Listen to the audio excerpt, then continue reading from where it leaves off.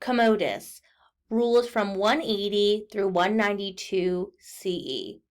Commodus was only 18 years old, inexperienced, and uninterested in the matters of Rome. He became sole emperor upon the death of his father, Marcus Aurelius. Even his sister Lucilla knew he would be a cruel tyrant and attempted to have him killed in 182 CE. Commodus narrowly escaped and eventually had his sister murdered. Commodus was obsessed with gladiator combat. He performed in hundreds of games, often appearing dressed as Hercules. It is speculated that many of these matches were fixed against wounded soldiers and amputees, so he would win. Commodus eventually became so self-obsessed that he ordered the people to worship him as a second Hercules.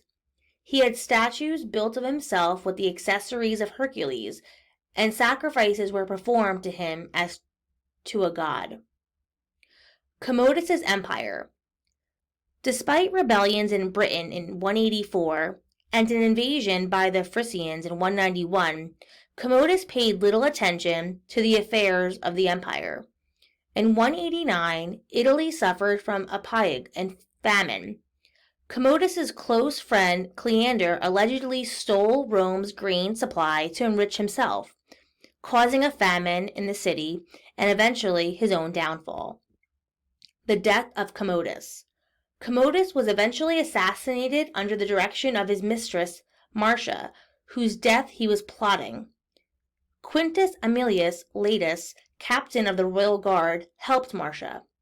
When a first attempt to poison him was unsuccessful, they had him strangled.